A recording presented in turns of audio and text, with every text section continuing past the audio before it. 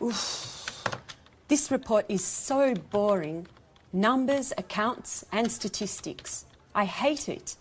I'm an artist. When I was younger, I used to write short stories, novels, poems, and I was good at it. What has happened to my inspiration? What am I doing here? A publishing house, that's where I would like to work. Okay, Victoria, stop dreaming. Let's get back to the report. The boss wants it on his desk at 5 this afternoon. Oh, isn't there anything more interesting to do? Like listening to some good music.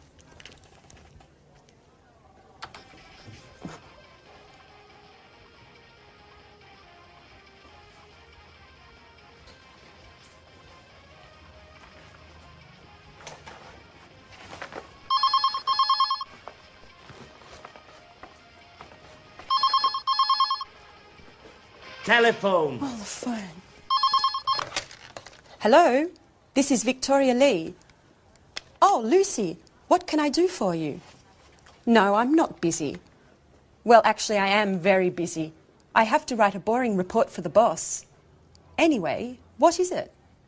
Is there a problem? What? Mr. Lewis wants to speak with me. Really? Yes, yes, of course. Put him through. Good morning, Mr. Lewis. It's a pleasure to hear from you. How are you? I'm fine, sir. What can I do for you? Yes, I know the product. It's very interesting, innovative, and the marketing department thinks it has a lot of potential for the international market. What? Me? Really? Thank you, sir. Yes, yes, immediately. Yes, yes, Victoria. Today is your lucky day. Bye-bye, boring report.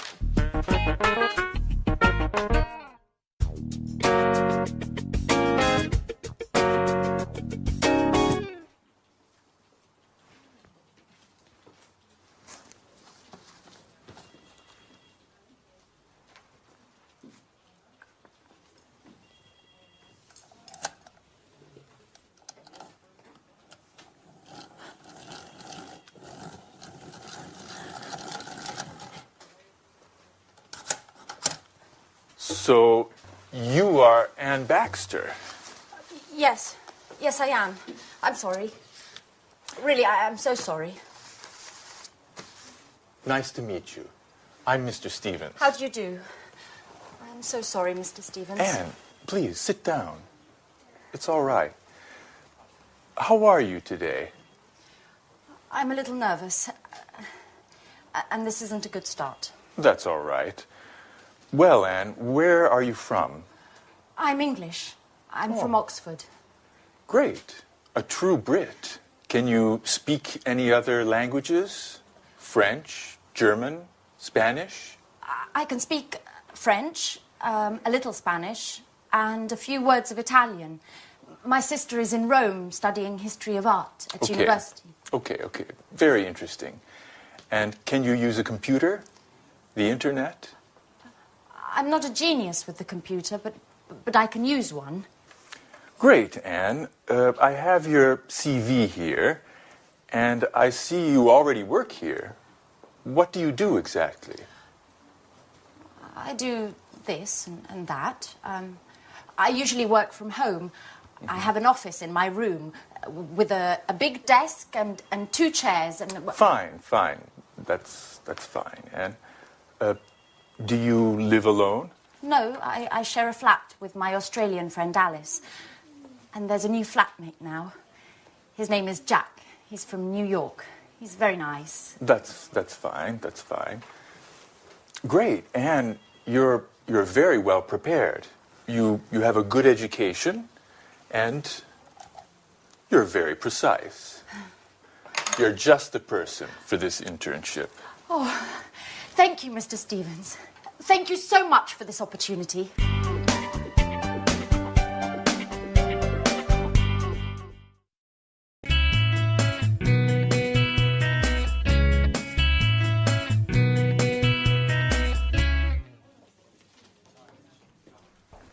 Right this way. Anne, This is Gary. And this is Rachel. Hello. Hi. Pleased to meet you. Rachel is a very important team member at our publishing house. She knows everything about the company. Thanks. She was our first employee in 1985. 1985. And she can answer any questions you may have. Okay, Anne, you're in good hands. Have a productive day. Oh, all right, Anne. Are you ready? Well, Mr. Stevens founded this publishing house in 1985. Oh, just a moment.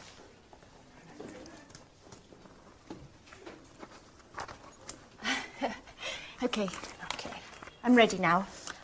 Our first product was a children's book. It was very successful and sold more than 3 million copies. We had 20 different translations. Over time, the company changed and diversified, and we have now fiction, cookbooks, and tourist guides. Cookbooks and... I'm sorry. I didn't catch that. Tourist guides. We also have an encyclopedia of history and one of art history. Sometimes we publish economic texts, and our catalog, with over 10,000 titles, makes us one of the most important publishers in the country. 10,000. We also employ more than 150 people. Is everything clear? Yes. I think so. Okay. As you know, this is Gary. He works in the advertising office, where he develops new client contacts and keeps in touch with our authors. Pleasure to meet you, Anne. It's so nice to have such lovely colleagues in this company. Fine, Anne. Okay. Let's move from theory to action. Okay. This is your desk. Here's your computer. Mm-hmm. You know how to use one, don't you? Yes. As I told Mr. Stevens, I'm not... Okay. No need to waste time. Okay. Over there is the fax and the photocopier. Okay. There's a coffee machine in the hall over there. Mm-hmm. But please, few breaks and keep them short. Do you understand? Yes. Excellent, Anne. Get to it.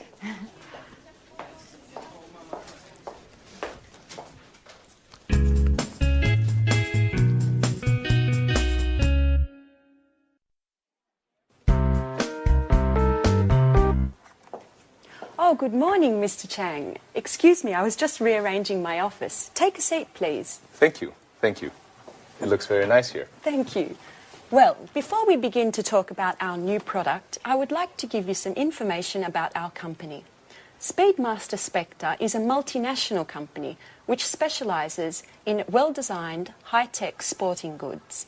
Founded in Los Angeles in 1995, we now have 15 branches worldwide.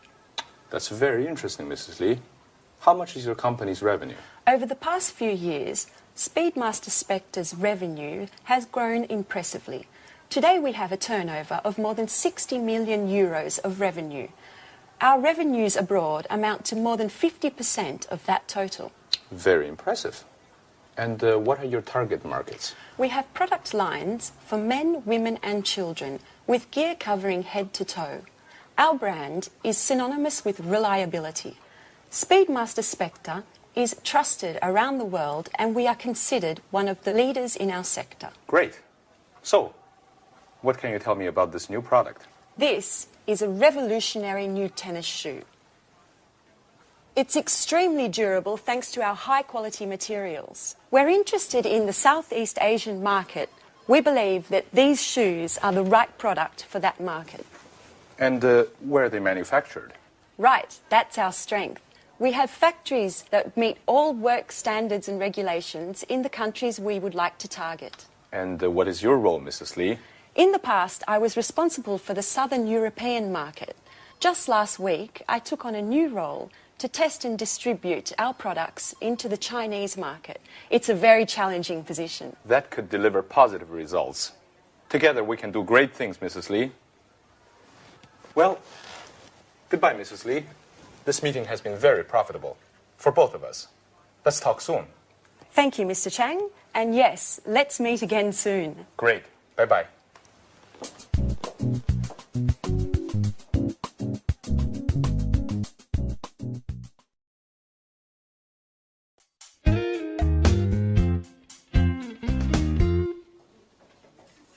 Good morning.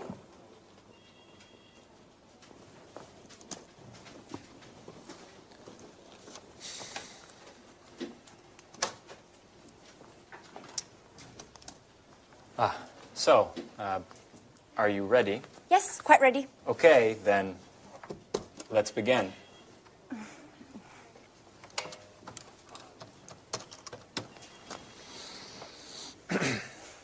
Hello, my name is Gary Reynolds from Pilgrim Publishing.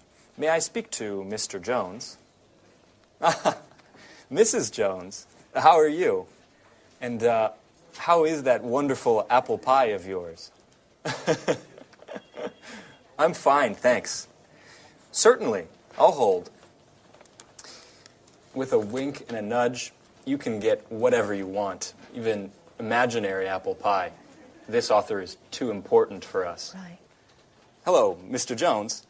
How are you? I'm fine, thank you. I wanted to know if you are interested in contributing to a new cooking guide that we have to bring out soon. Yes, it's a 6-volume collection of recipes to fit the needs of all tastes, with a detailed photo guide for preparation and cooking techniques. And we have to have the materials by the end of next month. Right. Exactly. Sure. Of course. Yes. Excuse me. Could you hold on for a moment? Anne, that's enough. Stop now. I can't concentrate. Oh, sorry, Gary. Sorry. Yes. As I said earlier, if you accept, I can send you a copy of the contract that you should sign and return. No, I'm sorry. We can't wait until next Tuesday. Well, I'll have to check with my boss. I need to ask Mr. Stevens if we can organize a meeting for next week. In the meantime, do you need any prep materials? No problem at all. I can send you an email immediately. Okay, goodbye. It was a pleasure speaking to you.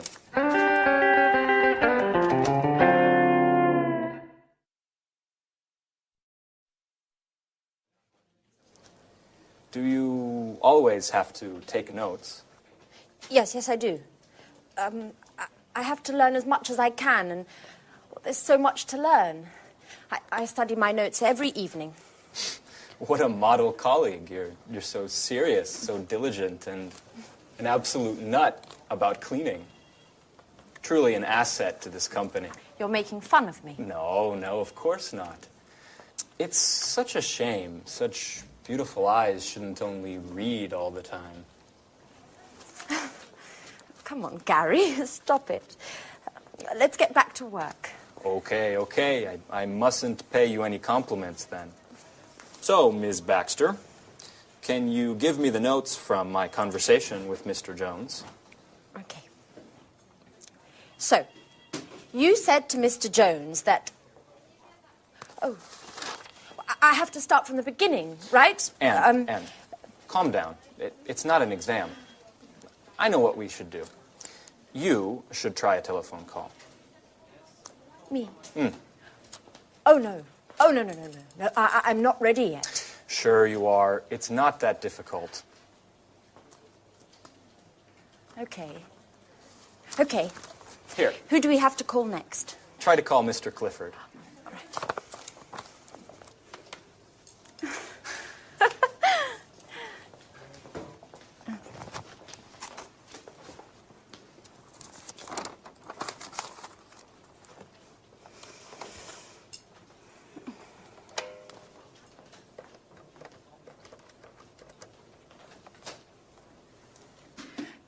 Hello.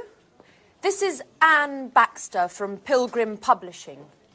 Please may I speak to Mr. Clifford? Oh, I see. All right. All right, thank you very much. Right, goodbye. Well, what happened? Well, Come on, tell me. I dialed the wrong number.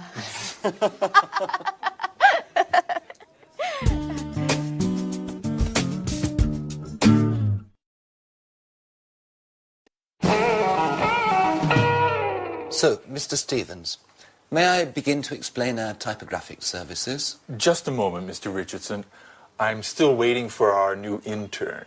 She has a lot to learn, and I think our meeting would be very useful for her. Good morning. I'm sorry I'm late, Mr. Stevens. Never mind, Anne. Anne, this is Mr. Richardson. How do you do? Good morning. Anne, I see you've had your hair done. Very nice. Oh, thank you, Mr. Stevens. It looks like you were out late last night. I hope you had fun. Were you at a party or perhaps a club? Oh, no. I was at home. Actually, it was quite a difficult night. Anyway, I don't want to bore you with my personal problems. Right. So, Mr. Richardson, tell us about your typographical services.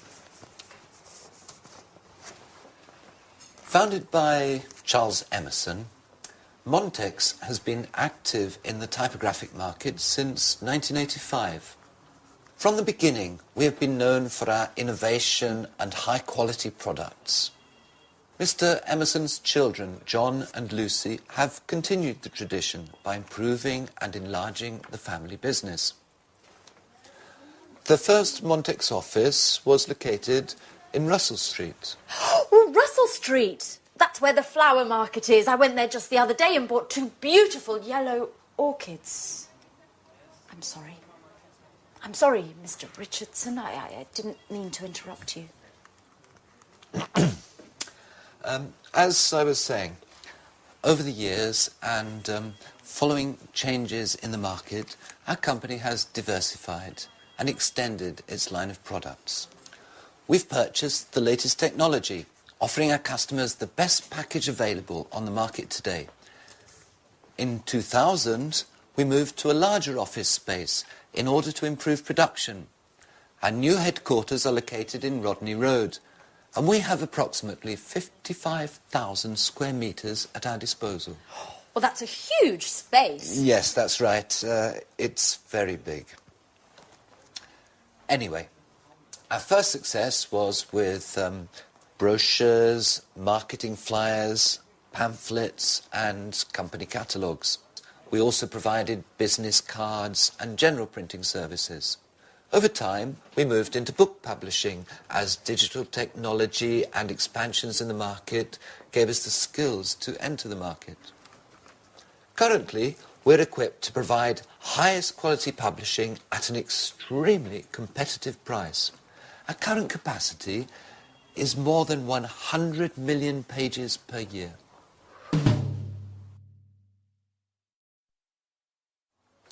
So, Anne, have you understood everything? Would you like to sum up what Mr. Richardson has said? Me? Yes. Could you? Oh, all right. I'll try.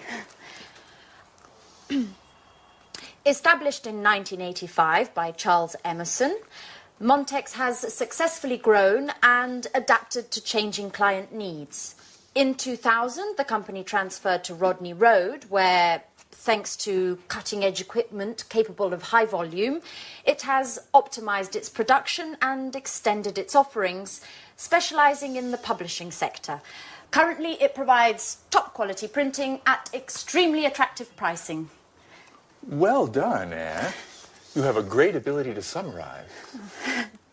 You know, Mr. Richardson, we aren't very pleased with our current typographers. They don't meet deadlines. Professionalism, efficiency and punctuality are the keys to our success. Do you know, that in just a few years, the number of Montex clients has grown by 100%. And what sort of printing do you principally use? Digital printing and offset printing in the case of high-density needs. What? Offset printing? Young lady, you work for a publishing house and you don't know what offset printing is? No, sir. I'm afraid I don't. Is it important? Anne, offset printing is the classic way in which a graphic project done on a computer is converted to the final printed page. I get it. I get it. Well, it is important. It's extremely important. What an idiot I must seem. I basically told you I have no technological know-how. You know, Mr. Stevens, I am studying the editor's manual that you gave me, but I haven't got to the letter O yet.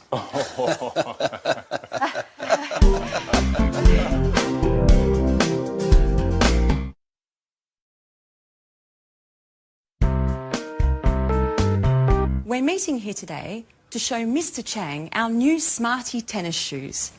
These innovative shoes are made of high-quality materials and are perfect for the Southeast Asian market, which, as we all know, is expanding rapidly.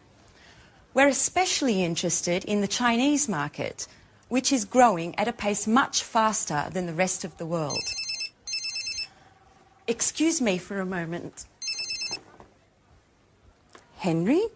Hi. I'm sorry, but I'm in a meeting right now. Let's talk later, okay? All right, tell me, but hurry up. No, Henry, I never told John he could watch TV all day. He must have misunderstood.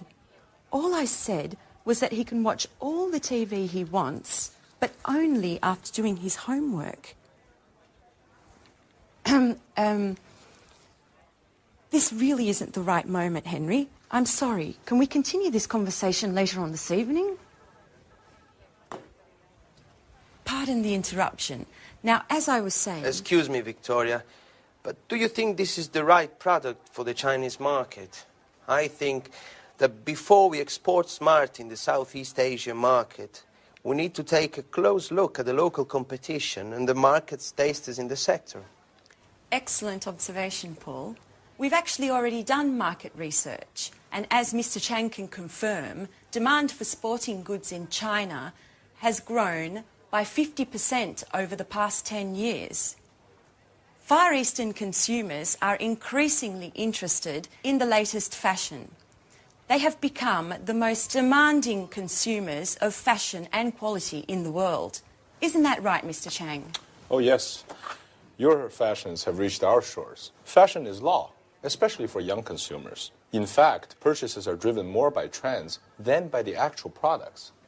And what about the competition, Victoria? It's a well-known fact that labor costs are lower in China, and the shoes produced in China are much more cost-competitive than in Europe. Right again, Paul. However, our shoes are manufactured with high-quality materials that target an upper-level segment of the market. This market segment is quite happy to spend more on products that are well-equipped, last longer, and are of a higher quality. Do you have any data on how Smarty sales are going in Europe and in the States? Yes.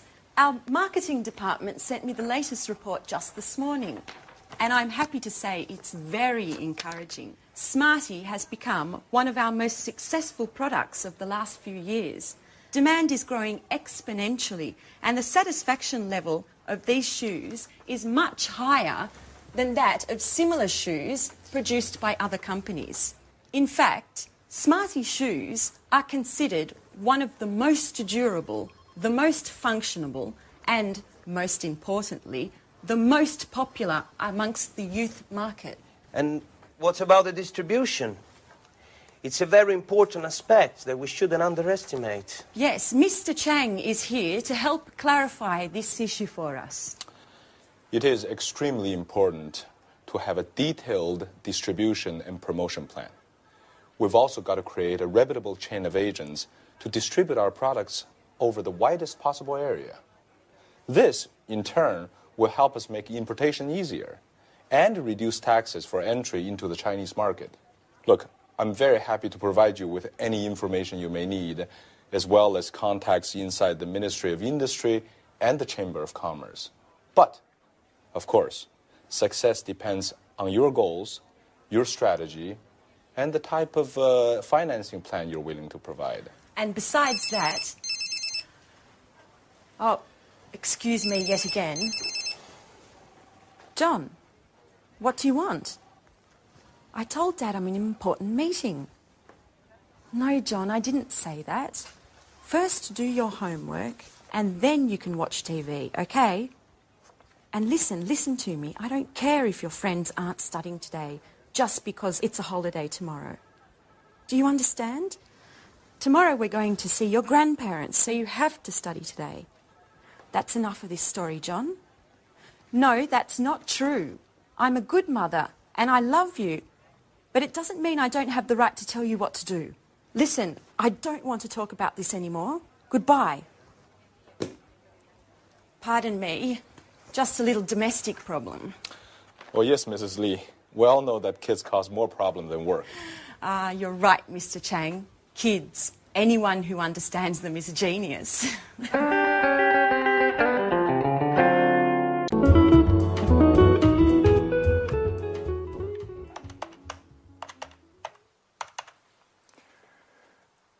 Hello, is this Montex Typography? Good morning, this is Louis Stevens of Pilgrim Publishing. I'd like to speak with Mr. Emerson. Oh, he's in a meeting. I see. Could you put me through to one of his children, to John or Lucy, please? Oh, they are also in a meeting. Fine, then may I speak with Mr. Richardson? You don't mean to say that he's also in a meeting? Yes, I see. Is there anyone that I could speak with to find out if our order has already gone to press? I'd also like some information about deliveries. Yes, I see. They're all in meetings. Could you take a message for Mr. Emerson? Ask him to call me as soon as possible, ASAP. I'll be in my office until 4. Thank you. Goodbye. Well, they certainly do like meetings at Montex, don't they?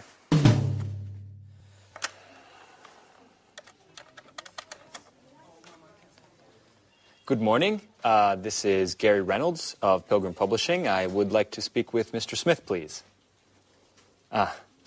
Hey there, little guy. Could you give me your father, please? I see, he's not in. May I speak to your mom, then? I see, she's out as well. Okay. Does that mean that you're home alone? No, is there an adult in the house? Your babysitter. Okay. May I speak to her? Yes, hello. This is Gary Reynolds of Pilgrim Publishing. No, not Penguin. Pilgrim. Right. I wanted to speak to Mr. Smith about a new cookbook series that we're preparing. No, you've misunderstood. No, I'm not trying to sell anything. I don't sell encyclopedias. No, listen, I work in a publishing house, and Mr. Smith is one of our authors. No, hey, wait, don't hang up. Hey, could you... Hello?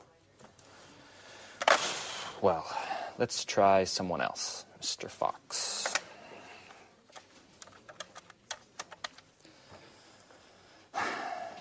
Good morning. This is Gary Reynolds of Pilgrim Publishing. Answering machine. Great. Yes, good morning. This is a message for Mr. Fox. I'm Gary Reynolds of Pilgrim Publishing, and I was interested in finding out if you would like to participate in a new cookbook series that we are publishing soon. You can contact me at your earliest convenience, and you can reach me at the number 786-8776. Okay, thank you. Goodbye. Well, seems like today is just not my lucky day. Oh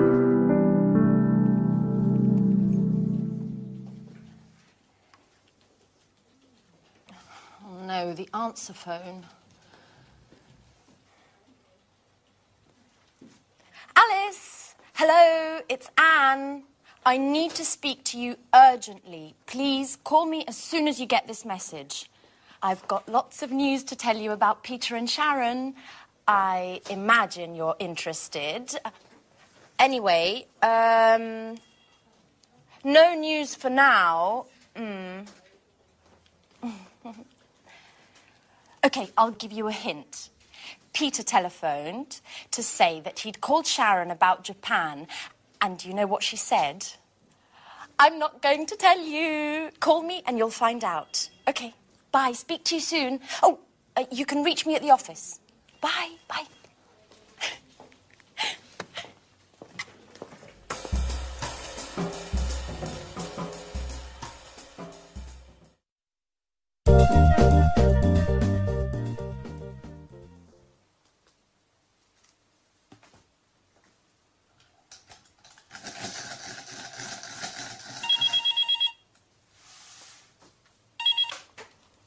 Pilgrim Publishing, good morning. Who is this? Yes, this is Mr. Stevens' office. With whom am I speaking? Oh, good morning, Mr. Emerson. If I'm not mistaken, you're the head of Montex Typography.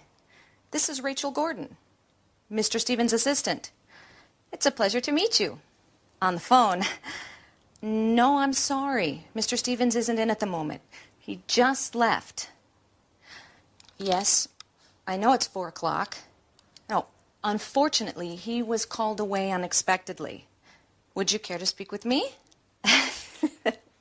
No, don't worry. There are no secrets between Mr. Stevens and myself. Yes, he telephoned to find out if you had already begun work on our order. And I think he also wanted to know about the means of delivery. Uh-huh. Fine. Ah, Mr. Stevens will be pleased. Yes, taken note of everything. In any case, I'll have him call you tomorrow morning. When will you be in? At 10. Okay. Fine. Goodbye, Mr. Emerson. I look forward to meeting you in person.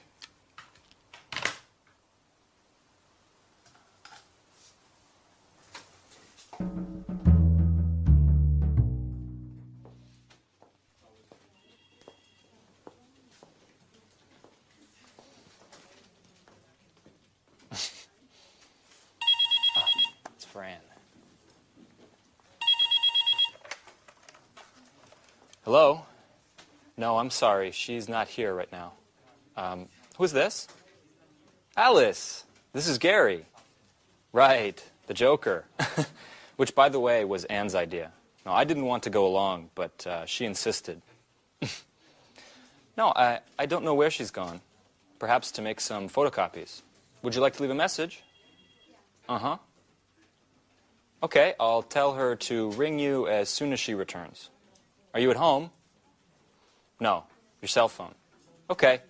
All right, bye. Oh, hey, Alice. You know, you seem like a really nice girl, even if we don't know each other. May I ask you something? No, it's just that, well, would you like to have dinner with me tonight? But please, don't say anything to Anne. She might get angry. No, I know you two are such good friends. You live together. Okay, don't get worked up. Listen, I was just joking. All right, bye, Alice. No, bye. What a hothead. You really can't say anything to her. Such a pity. I would have liked to take her out. She is very nice.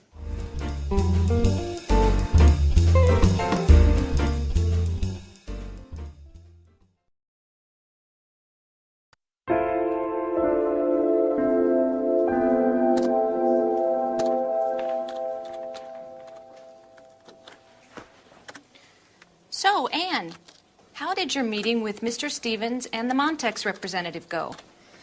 Quite well. Actually, it was very interesting. Did they come to any agreement? Well, for the moment, Montrax is going to print 3,000 copies of our next series of cookbooks. Mr. Stevens wants to give them a trial run and see how they work. If they meet their deadlines and price competitively, he'll sign on for larger deals in the future. Well, we're hoping to optimize our work and drive down costs a little.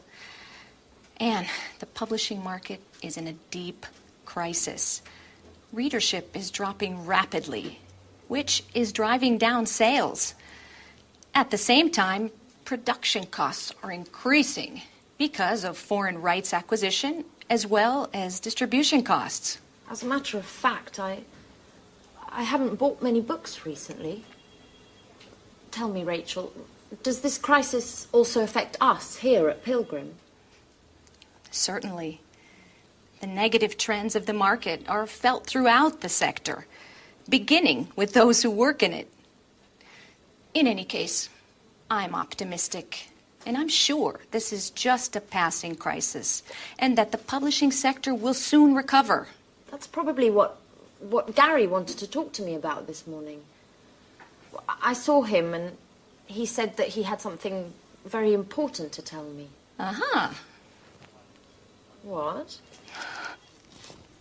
Why are you making that face? No, it's nothing, Anne. It's just that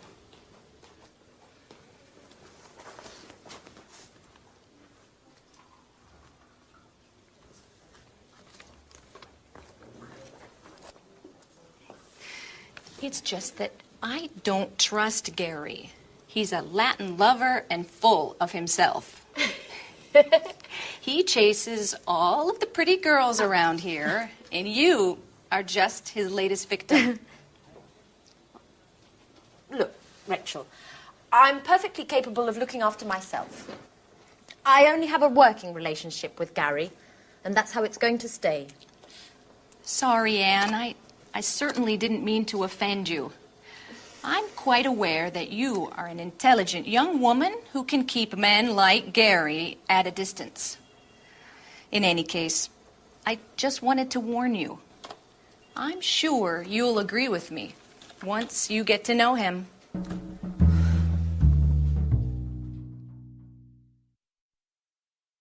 Yes, to be honest, I am a bit worried. Profits are down 8% over the last few months. And just yesterday, I read an article in Media World that confirmed my suspicions. Forecasts for the publishing market are quite pessimistic. And the general feeling is that things are going to continue to go downhill based on current trends. The next 5 years could see a further drop of 20%. If we leave out bestsellers and fiction, then the entire publishing market has taken a direct hit. Or, better, is in a downward spiral. But what about sales? For the moment, they're stationary, but we won't be able to improve them. In fact, we'll have to stop publication of our encyclopedias of history and art history, with awful consequences for those working on these projects. Are you saying that we'll have to lay people off? No, not for the moment. But if things continue like they are, we will have to let some of our people go. Oh my God. There must be something we can do to keep from cutting staff. I'm meeting with Mr. Stevens this afternoon to discuss the situation. We're going to focus on new objectives for the company in both marketing and sales. Perhaps we will develop a new line of economic paperbacks, which might help sales. But the other publishers are already doing that successfully. I think we'll need to develop new products to encourage new market opportunities. Well said, Billy. I've already got an idea to suggest. It won't resolve all of our problems, but it could bring about some interesting developments. And what might this new idea be? Anne! Well, Anne, are you in there? Hey, you! I'm looking for my friend Anne. Is she with you? Anne! Surprise! Anne, hello. Come back to Earth. Someone's looking for you. Anne! Alice! What are you doing here? Well, I came to see where you work, Anne. Could you give me a tour? So, these are your colleagues. Oh. What long faces. Are you always like this? We need a little fun to lighten things up in here. Why don't you invite them to the party this evening? No, no, really. I don't think, well, today's really not a good time to be talking about parties. Why don't you come back some other time? And perhaps warn me in advance, perhaps. Bye-bye, Alice.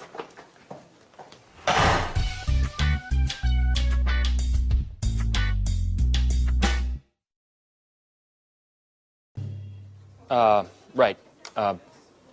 Anne, are you ready for your next telephone call? Oh, yes. Okay, you need to get in touch with Mr. Bradford. He's a great author who has worked with us for years. He's quite friendly, and he's quite a wizard at the stove. He opened a restaurant a few years ago, but he sold it to move on to writing cookbooks. He knows 1,000 tricks in the kitchen, and he can make anything taste great, even tomato soup. Oh, come on, stop it, Gary. I've only had half a sandwich today, and hearing about tasty treats is driving me crazy. I know. Speaking of eating, when are we going to have dinner together? You don't know when to quit, do you? Enough joking around. Well, let me give the kitchen superman a call. Okay, but don't forget to pay him compliments. This guy just eats them up.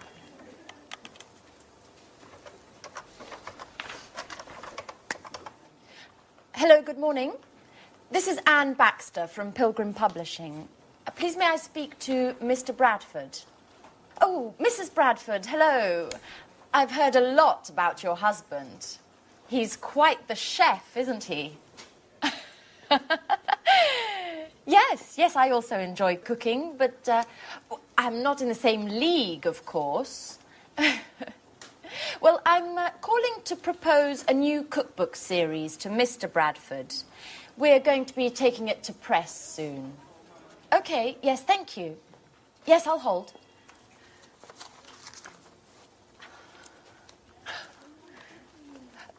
Good morning, Mr. Bradford. Hello, this is Anne Baxter from Pilgrim Publishing. First of all, congratulations. You're a legend around here. But as I was telling your wife, I'm calling to see if you're interested in participating in a new cookbook series that Yes, I know that you've always spoken to Gary Reynolds, but I'm the new colleague who's been assigned to this project. I beg your pardon? Well, excuse me, Mr. Bradford, but I don't understand why you consider Mr. Reynolds to be more competent than myself. In any case, if you'd like to speak to him, hold on a moment. I'll put you through. Hey, Mark. How are you? Yeah, I think you upset Anne, our new intern. Oh, she's a fantastic colleague, diligent and hardworking. Yeah, let's set up a meeting so you can meet her. You'll be very impressed. She's also a great cook. In the meantime, I'll send you a detailed outline of the project. Okay, and we'll see each other Tuesday at 10. Okay, right. Bye, Mark.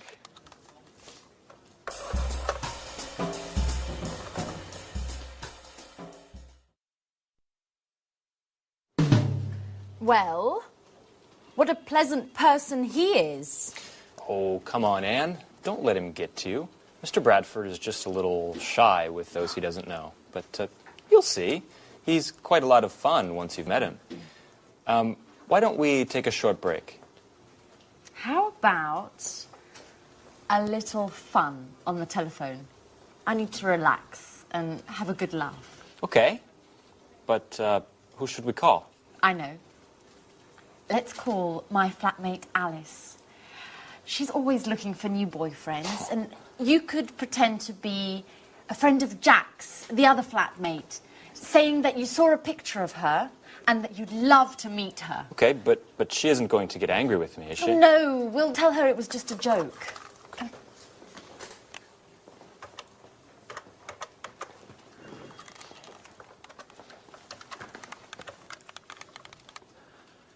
Hello? Is that Alice? Yeah, this is Gary. And I'm calling because, Well, I'm a little shy. and I'm a friend of Jack's, and yesterday he showed me a picture of you. And, well, I think you're pretty cute. Hello? Could you speak up? The line is terrible. Yes, I'm also having problems. This line must be congested. My name is Gary, and I'd like to get to know you a little better. What? Who are you? I'm a friend of Jack's, and yesterday I saw a picture of you. How could that be? What picture? Don't raise your voice with me. Me, Alice. In the picture, there were 3 people. One was Jack, one was an ugly girl, and then a very beautiful lady. And Jack told me it was you. hold on, while I put you through to a friend of mine who doesn't agree with me about the ugly girl. Hello? Who's speaking? This is Alice, and I urgently need to speak with the other guy. I think his name is Gary. I'm afraid I can't hear you. Could you speak up? I said I urgently need to speak with Gary. Oh, I'm afraid Gary's very busy at the moment. If you'd like an appointment, I can fit you in the beginning of next month. What? You are joking, aren't you? I told you I need to speak with him immediately. Alice! It's Anne. It's a joke. And you fell for it completely. Anne, you scared the hell out of me. What a stupid joke. Okay, maybe it was a stupid joke, but you bought it hook, line and sinker.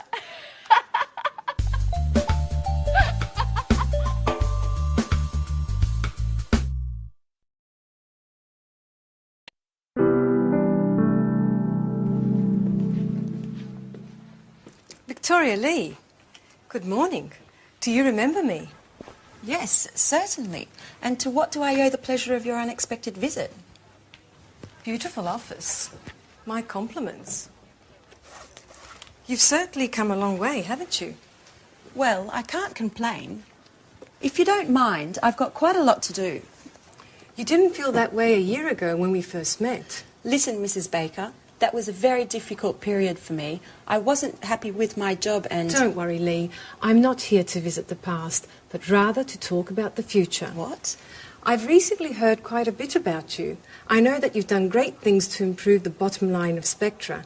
As a matter of fact, that's why I'm here today. I'd like you to come and work for us. Thank you, Mrs. Baker, but... Just a moment, Lee. Let me have my say.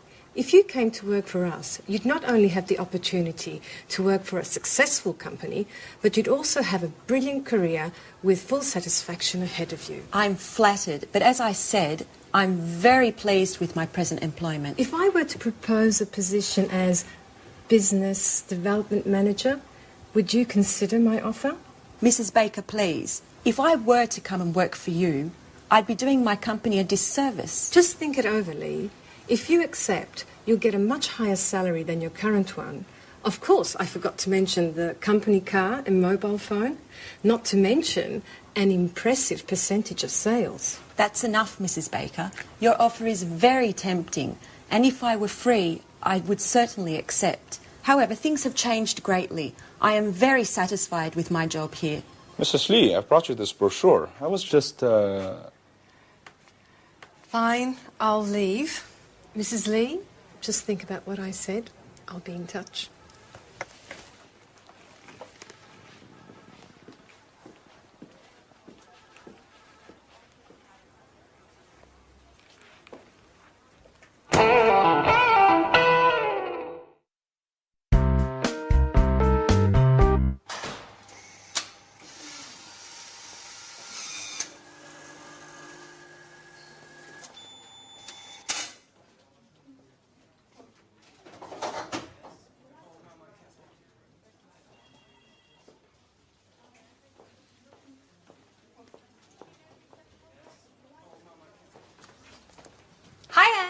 Have you got a moment? I just have to show you a few things. Alice, how many times have I told you to call before you come and visit me at the office? If my boss finds out, I'll be in trouble. Oh, yes, I know. You're right. I'm sorry. Anyway, you are on your coffee break, and I just need some advice. I'm going out with Philip tonight. You know, the handsome guy I met at the library last week. Oh. I told you about him, didn't I? I don't know, Alice. I've lost count. Every week there's a different guy. And what's so important about him that you couldn't wait to see me? What if I wear this tonight? It's nice. Red suits you. Really? But if I wear this, I'll have to find the right black shawl. By the way, can you lend me the one you bought last Saturday? Alice, it's brand new. I haven't even worn it yet. Come on, Anne. I told you that this date is really important to me. Okay. What if I wore this one? That's pretty too. Yes, but if I wear this one, it would go better with your blue hat. Could you lend it to me? Oh. Please, Anne. Oh, Alice, no, not that one. It was a present from my sister. Oh. I'm very attached to it. Oh, please, Anne. Come on, help me, please. Okay, it's impossible to talk you out of anything anyway. But if I'd known you were going to borrow my entire wardrobe, I would have immediately told you I was very busy. Thanks, Anne. You're the best. Yeah. Okay, I'm going now. By the way, what would you say if I told you I had broken your camera? You've done what? Oh, come on, Anne. I'm joking. Oh, I think work is making you just a little bit too nervous. Bye.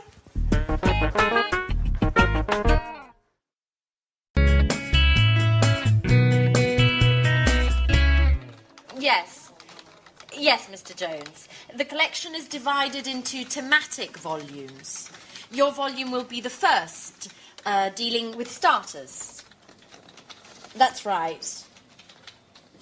Yes, recipes should be written clearly and precisely. Well, I'm not sure I agree with you there. Ingredients should be written separately, directly under the title of each dish.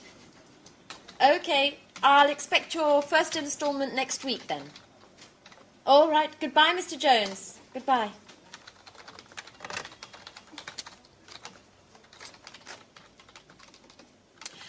Excuse me, Gary. Has Mr. Bradford got in touch yet? Gary? Hello? I asked you a question.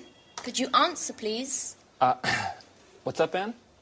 I'm sorry, I'm writing the contracts to send out to the authors. Have you spoken to Mr. Bradford yet? No. Could you give him a call? I'm really very busy at the moment. Okay. Could you at least tell me where you are with him?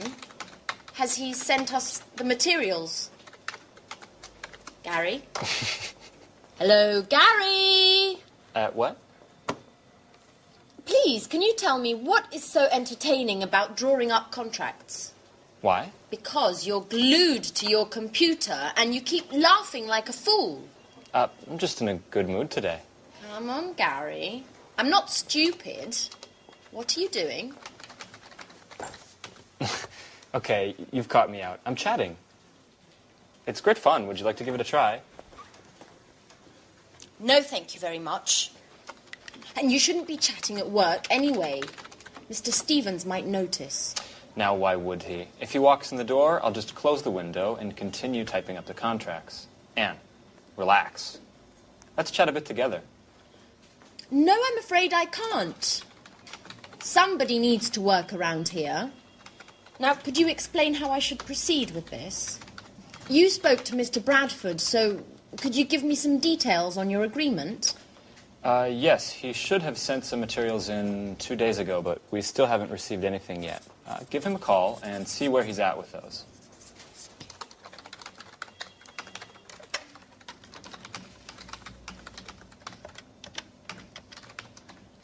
Hello, Mr. Bradford. This is Anne Baxter from Pilgrim Publishing. Hello. We are still waiting for the materials you should have sent us 2 days ago. I just wanted to know if you were having problem. Well, what does the index have to do with it? I'm afraid I don't understand. No, it's just I wasn't aware that... No, I don't think... What, could you just hold on a second? Hey, Mark, this is Gary. No, don't worry. Everything's just fine. Anne just didn't know.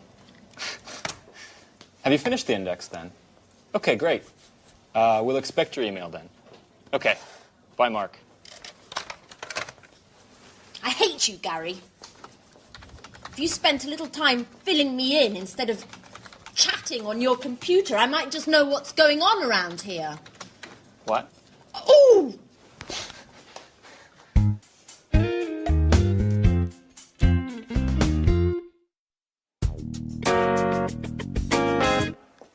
Mrs. Lee, excuse me for disturbing, but I need to speak to you for a moment. You're not disturbing, Mr. Chang. What can I do for you? Perhaps it's none of my business, but considering the importance of the deal for you and your company, I want to be absolutely sure that everything goes smoothly and that no ugly surprises are around the corner. I don't understand, Mr. Chang. What are you getting at? You see, Victoria, I value you highly and trust in you, but I don't like people going behind my back. What are you insinuating, Mr. Chang? Victoria, I know very well the woman who visited you in your office yesterday, Mrs. Baker, Human Resources Director for Play, the world's largest sporting goods chain. And? Mrs. Baker is well known as a headhunter. You know, those personnel managers who rob other companies of their own talents to employ for their own companies. So tell me, Victoria, what did Mrs. Baker want from you? You're right. Mrs. Baker made me a very interesting offer, but I certainly have no intention of accepting. Are you quite sure, Victoria? Look, Mr. Chang, I had an interview with Mrs. Baker last year. At the time, I was working for Spectre, but I was very unhappy. I had been hired to work in the business office and had expected more important assignments. But unfortunately, my work was very monotonous and boring, nothing that met my expectations. So I sent a CV to Play, they contacted me for an interview, but there weren't any positions open at the time. Therefore, I stayed at Spectre. And there's another thing, Mr. Chang. I have a dream. I've always wanted to work in a publishing house ever since I was a teenager. And that's also why I wanted to leave this job. Numbers just don't go with my creativity. And what about now, Victoria? Do you still doubt about your job? And what about your expectations? Well, now things are different. I've taken on a role with more responsibilities, and I'm working on important projects like this one. It's been a double victory for me. Not many women have such prestigious positions, and I'm quite proud of that. I finally have the chance to demonstrate all my abilities, and I have no intention to renounce that. You have to believe me, Mr. Chang. I have no intention whatsoever of betraying my company. I believe you, Victoria. I certainly appreciate your sincerity. You're quite a capable young woman. And I'm certainly very pleased to have solved this little misunderstanding.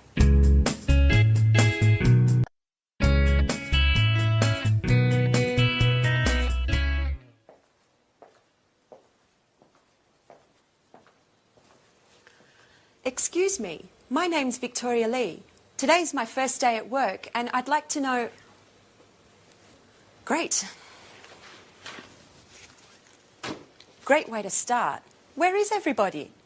Mr. Stevens told me I was going to meet my new colleagues, and they were going to explain everything. Wonder if I've come to the wrong department. Ah, you must be the new arrival. Pleasure to meet you. I'm Rachel. The pleasure's all mine. My name's Victoria Lee. Mr. Stevens asked me to show you the office and explain everything. So, over there is the fax and the photocopier. This is your desk and computer. What else? Oh, yes, you'll find a coffee machine down the hall. But please, remember... Few breaks, and please keep them short. This gentleman is Gary Reynolds, head of marketing. How do you do? I'm Victoria. Mr. Stevens tells me that we're going to be working closely together. I must say, it's quite a pleasure to spend so much time with such a lovely young lady. Happily married woman. Married with a son, as a matter of fact. Well done, Victoria. Let him know who's who. Gary's the kind of guy who can't control himself with attractive women. Thank you for the compliment, Rachel. Let's get down to work. Here's an analysis of last year's investments. As you can see, we've consistently improved our bottom line in all sectors, even if, as far as I'm concerned, we need to move more aggressively into the market. What exactly do you mean? Well, improve our e-commerce play, for example. Let's imagine for a moment that Pilgrim were to develop an advanced online catalog that would allow users to purchase directly online. Don't you think that this way we could dramatically cut our distribution costs? Certainly. But what does Mr. Stevens think? Well, he's a bit old school in his way of thinking. According to his worldview, we should focus on sales through more traditional channels. I, on the other hand, would be thrilled if you saw things more along my lines.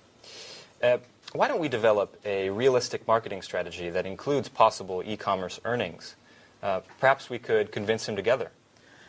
I'm afraid I can't at the moment, Gary. I've got to focus on the bookkeeping to begin with. Listen, why don't we have a little dinner together tonight and then continue working at my house? I'm married, remember, Gary?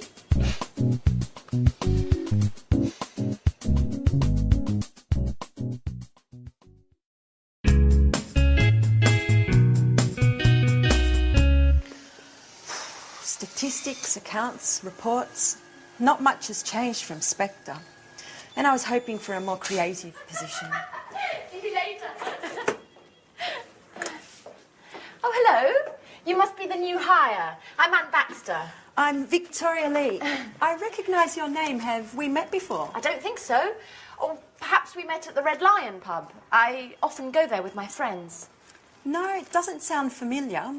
Actually, I have a son, so I don't get out much. But still, I've heard your name before. Just a moment, now I remember. We met on the telephone when I was still working at Spectre. We both had that problem with our courier, Fast. Oh, yes. Oh, yes, I remember now. You were having problems with a shipment to China. Gosh, what a coincidence. Well, who would have ever thought we would end up working together? So, how are things going? Well, it's still too early to say. Today's my first day at work. Oh. Well, I presume you've already met Gary. Yes, earlier. We're working on a project together. And I bet he's already invited you out to dinner. Yes, as a matter of fact. And he's probably told you that he loves working with charming young girls such as yourself. Yes, and how do you know? He always uses the same line. He did the same with me. How original. Well, I'm pleased that you've joined us here, and, well, I hope we'll become great friends. Yes, well, I'm sure we will. You're very nice. And who knows, maybe that telephone call was destiny. Ooh.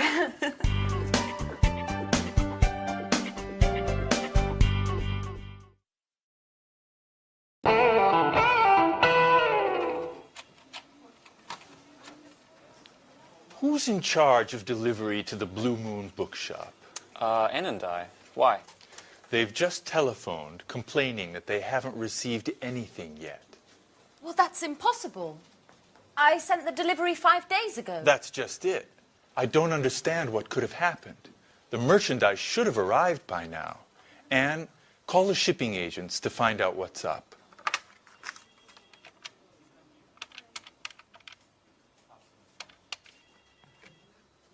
Hello, am I speaking to Fast Shipping?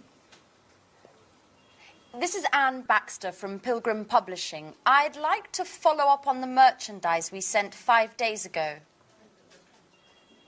Sorry? What? That's impossible. There must be some mistake.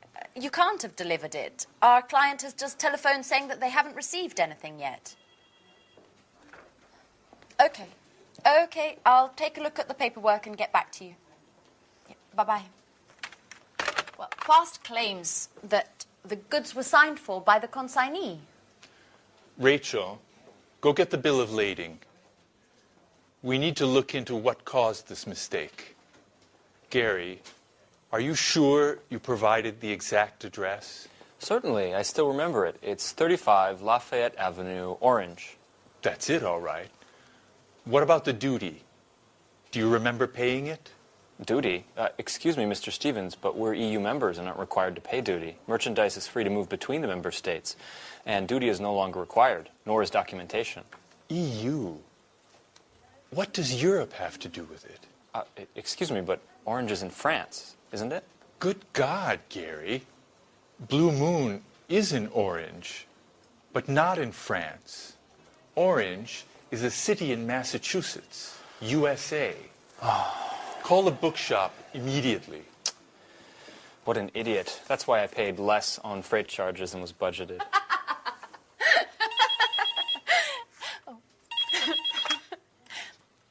Hello, Pilgrim Publishing. This is Anne Baxter. How may I help you? Hello, this is Victoria Lee. I'm calling in regards to the shipment. I was wondering if you had any news yet. Yes, Actually, I was just about to call you. unfortunately, there's been a misunderstanding. But don't worry. We're taking care of things on our end, and you should receive The goods very soon. Could you tell me exactly what's happened? My boss is extremely upset. The shipping documents were in order. According to the bill of lading, the supplies should have already arrived.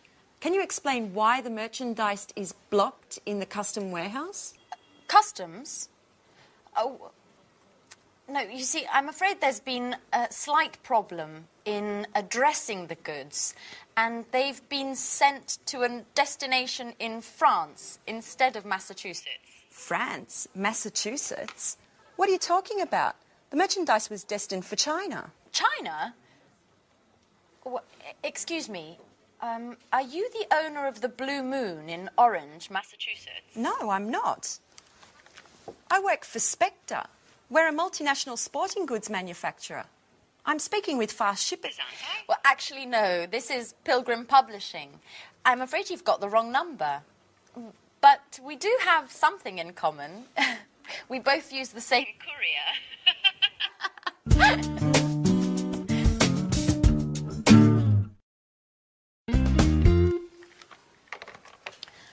Life is funny. I dial a wrong number, and who do I call? A publishing house. Maybe it's fate. Nice young woman as well. What was her name? Anne Baxter, that's right. We use the same couriers and are both having problems with deliveries. What a strange coincidence. Mrs. Lee, have you spoken with fast shippers yet? Not yet. The number's always busy. We have to figure out what's happened. This delivery delay is costing us a lot of money. The courier assured us that the merchandise didn't have to pass through customs, that it would have left their warehouse with the customs bill already compiled, without any additional customs requirements. That's right. Considering the shipping costs, they're so high because they include all international delivery costs, such as transit, loading and unloading, assembly, and warehouse storage costs. Just a moment. I've got it. Did you remember to attach the certificate of origin, Mrs. Lee? The certificate of origin? I don't really know what that is. It's never been required for our shipments. The certificate of origin is that document which states the merchandise's country of origin for customs purposes. It's absolutely necessary for companies doing business in countries which don't belong to the EU, provided upon customs officials' request. And China is one of those countries. I'm sorry, Mrs. Collins. I didn't know. I swear it. Up until now, I've never taken care of shipments. This is going to be one very expensive mistake. Oh, by the way, I'll be taking our losses caused by this delay out of your salary.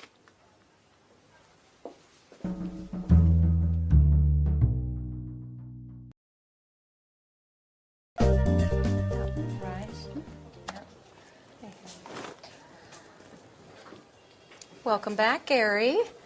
How was the International Book Fair in Frankfurt? Great. I cultivated a number of interesting contacts that could lead to great opportunities. I also participated in a very important conference on the current state of affairs in the international book market. Oh, do tell, Gary. Yes, okay, but just a brief summary because I've really got to get going. Mr. Stevens wants a report on the trade fair ASAP, and I've been away for 3 days, so I've got a ton of work to catch up on. In any case, a number of the top company representatives from the largest international publishing houses participated. The most interesting presentation was surely that of John Schumann, one of the top experts in the publishing sector. And what did he have to say? Excuse me, just a moment. It's one of my contacts from Frankfurt. As I was saying, John Schumann, using the most current data as his starting point, he determined that the publishing market is growing slowly and that the number of readers is stagnant. It's the readers who already buy books and who want to increase the size of their libraries who are responsible for sales. To cut a long story short, the current crisis has been around for a while. Unfortunately, yes. Just the other day, a friend of mine from Amsterdam in the publishing trade was telling me that his company has had to let 15 people go since the beginning of the year. You're kidding. Does that mean that we could become redundant? No, Rachel, I just finished telling you that the trade fair was a huge success. We've just got to look at these things over the long term. It's the latest technologies that will offer the most success in this market. What do you mean? I'm talking about digital editing. We are on the cusp of a revolution in publishing. In other words, the transition from printed publishing to digital publishing. I'm afraid I don't agree with you, Gary. Internet, email, CD-ROM, DVDs, and all electronic gadgets put together will never substitute the joy of reading a book. I know, Rachel, you are a Luddite, but this is the future. The owner of a multimedia publishing house from Stockholm told me that they were able to greatly lower production, distribution, and warehousing costs, all due to digital publishing. Not only that, but just think of the level of interaction we can achieve with readers via internet. And besides that, just a moment, excuse me. I bet it's one of your important contacts from Frankfurt. Yes, as a matter of fact, it is. Judging from your expression, I'd say that these contacts are mostly female.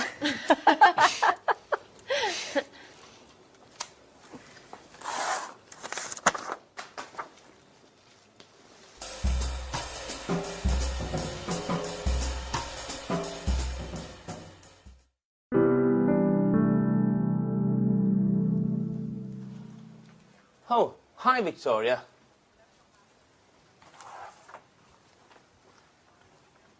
Why weren't you at the meeting this morning? Which meeting? The meeting that Mrs. Collins called with all the department heads to come to grips with the situation. And I quote, to discuss the means with which we can improve both production and company efficiencies. No one told me anything. I bet she did that on purpose, my darling boss. She wanted to get back at me for a mistake I made on a shipment. She always keeps me out of the loop on all the important developments and makes me do the work of a secretary. I hate her. Come on, Victoria. Chin up. Things will get better. I'm not sure about that, Paul. Anyway, tell me, what did you discuss at the meeting? Well, you can imagine the tone that Mrs. Collins used. She prefers cold and distant. She urged us all to work even harder to overcome this difficult moment for the company. According to her, we should be working 24/7, 365. Listen to this.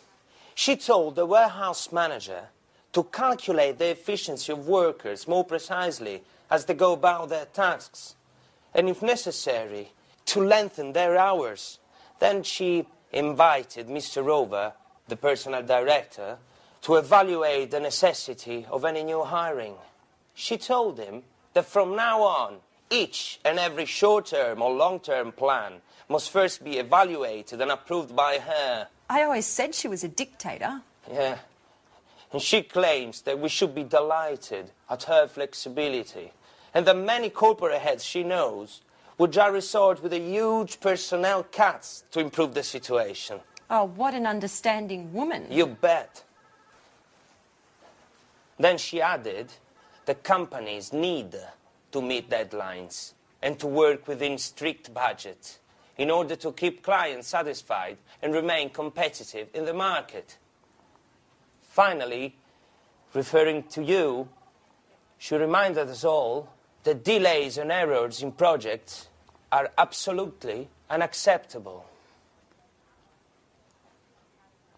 What are you doing, Victoria?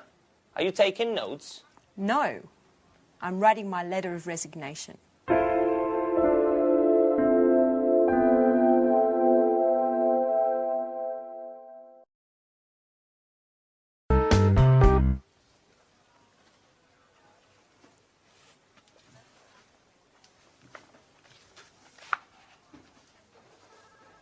Paul.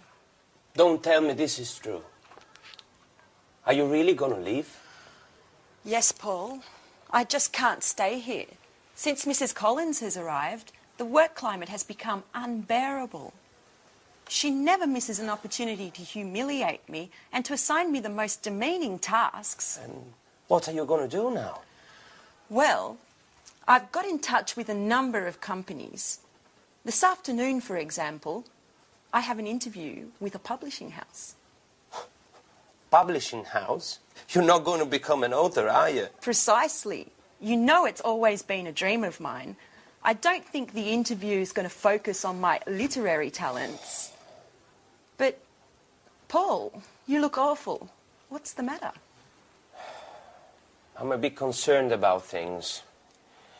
We're having a meeting with the major shareholders of Spector to take a look at the balance sheets. And is that a problem? Well, as you know, the year-end balance sheets provide an overview of the economical, fiscal and fiduciary effectiveness of our management.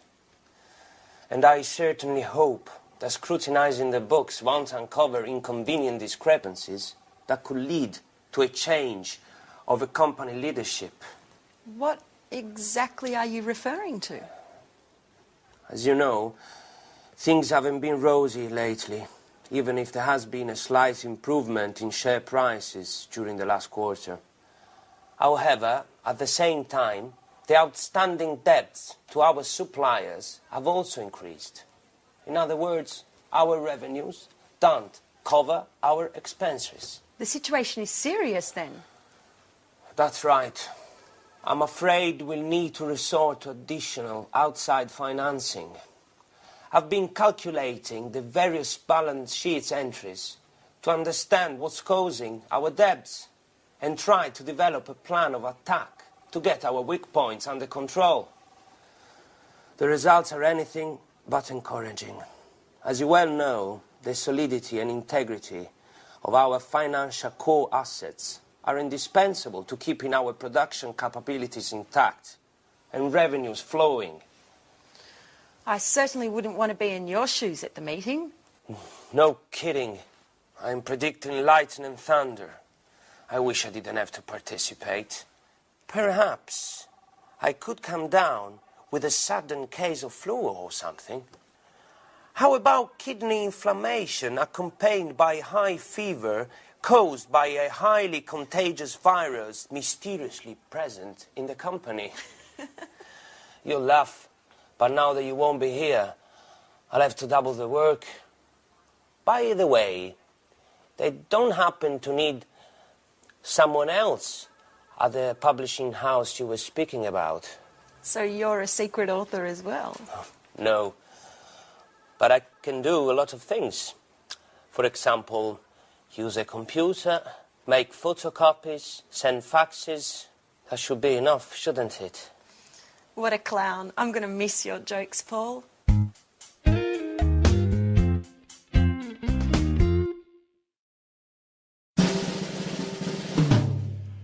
Yes, I see. I understand. But it has to be done by Friday. Is that possible? Good, good. It's very important. We'll be in touch. Thank you. Goodbye.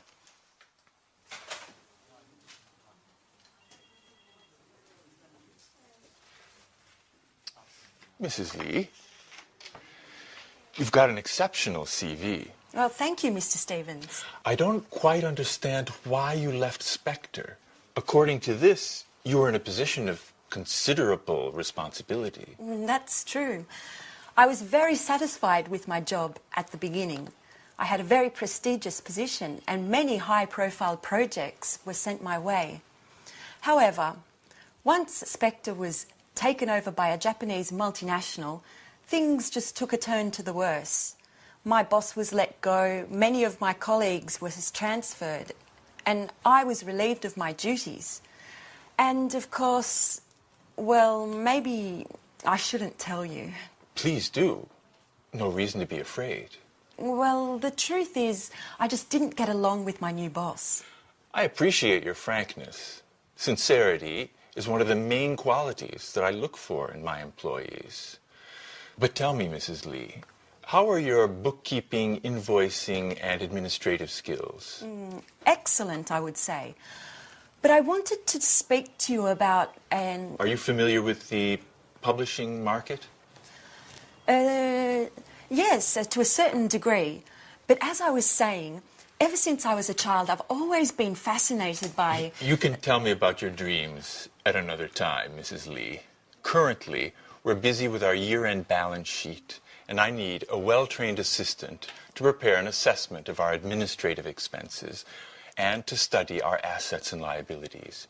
You, considering your experiences, appear to be a perfect fit. Well, thank you, Mr. Stevens. But once this emergency has blown over, I was wondering if perhaps you could take me into consideration as Yes? as an author. I'm quite talented. My literature professor at university used to encourage me. This is not a school, Mrs. Lee. I got in touch with you to speak to you about our marketing office. That's what I'd like to hire you for. Please don't be offended, but keep your dreams to yourself for the moment. As far as books are concerned, we can get started on the bookkeeping immediately. Certainly. But later? We'll see. We'll see.